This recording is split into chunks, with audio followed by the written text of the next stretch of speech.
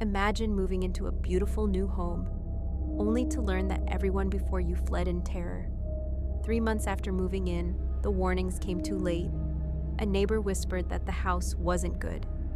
Then your son stops eating, stops speaking, and begins seeing black figures walking through every room.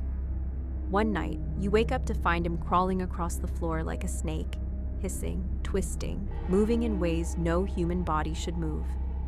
And that's when you learn the truth. The owner of the house served a serpent spirit, and your son was becoming its next sacrifice.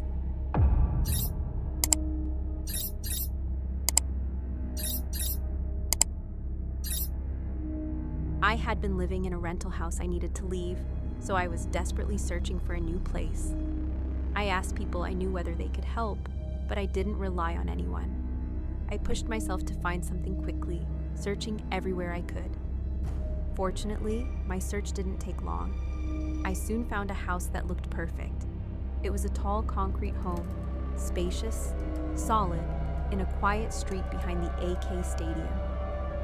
Anyone familiar with the area knows the small lane beside the stadium. That was where the new house stood. I moved in immediately, grateful and relieved. I remember walking through the rooms thinking, how lucky am I to find a house this quickly, and one this beautiful? What I didn't know then was that no one had ever stayed long in that house.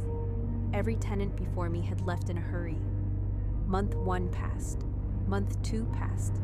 By month 3, the problems began. One afternoon, I went out for a walk.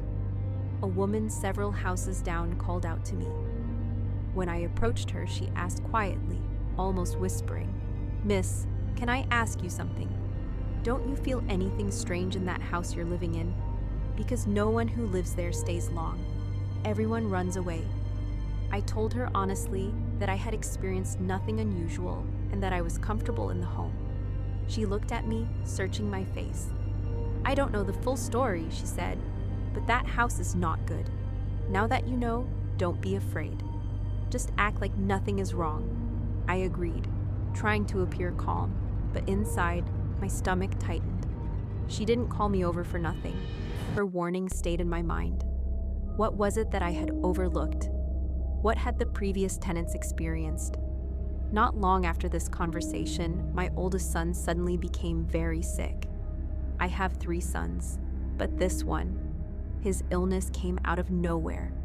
For more than a week, he didn't eat or drink.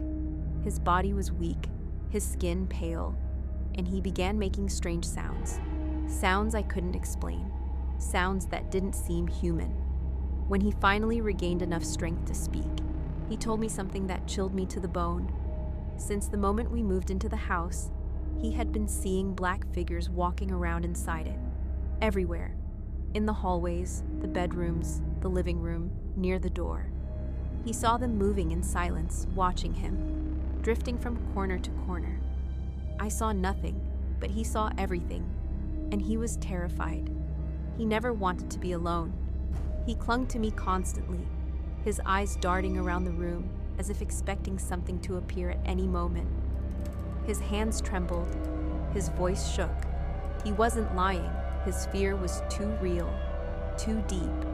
Soon after, the situation worsened.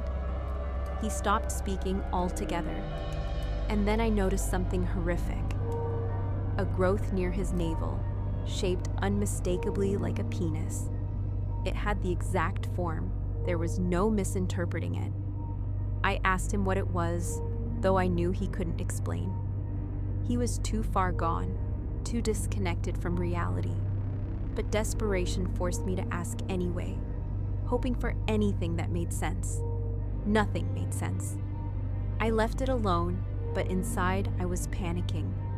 What was happening to my child? What was living in that house? Then came the night that changed everything. My son suddenly woke up, stepped out of bed, and began walking around the room. His eyes scanned the corners as if watching unseen creatures crawl along the walls. I looked around too, hoping to catch sight of something, anything, but I saw nothing. I asked him gently if he was feeling any better. He didn't answer. Then, without warning, he dropped to the floor. and began crawling like a snake. Not in a way a human imitates an animal, not playfully, not clumsily, but with fluid, unnatural motions, his spine twisting, his limbs moving in impossible sequences. His tongue flicked. He hissed. His body slithered across the floor with disturbing ease, as if something inside him controlled each movement. I called his name. He didn't respond.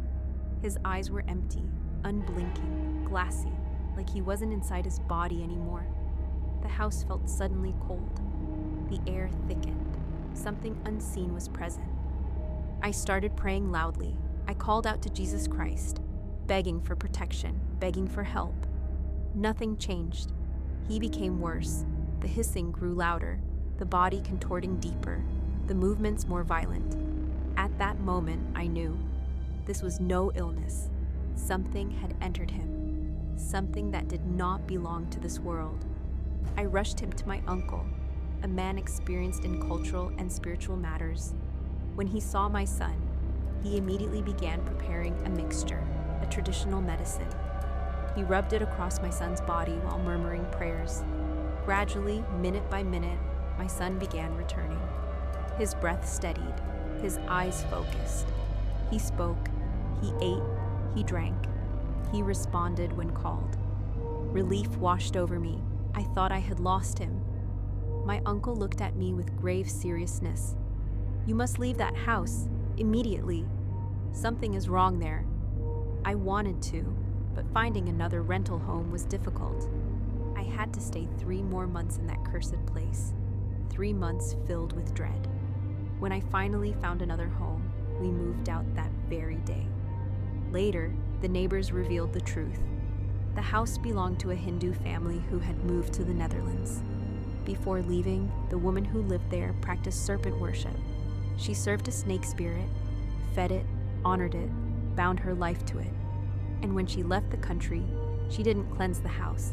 She didn't close the ritual. She simply walked away, leaving the spirit behind. Every tenant after her suffered. Every tenant fled. Every child became vulnerable. My son was not the first victim, but he came closer to death than any before him. The serpent had already entered his body. Its mark had already appeared on his skin. Its presence had already taken control of his mind. The next stage wouldn't just have harmed him, it would have consumed him. He was meant to become an offering, a sacrifice for a spirit that never sleeps, never leaves, and never stops looking for a host. I escaped, but that house is still standing, still rented out, still waiting for its next family, its next child, its next life to take. Because the serpent doesn't stay where it's worshipped. It stays where it was fed, and it is still hungry. If this story unsettled you, you're not ready for what comes next.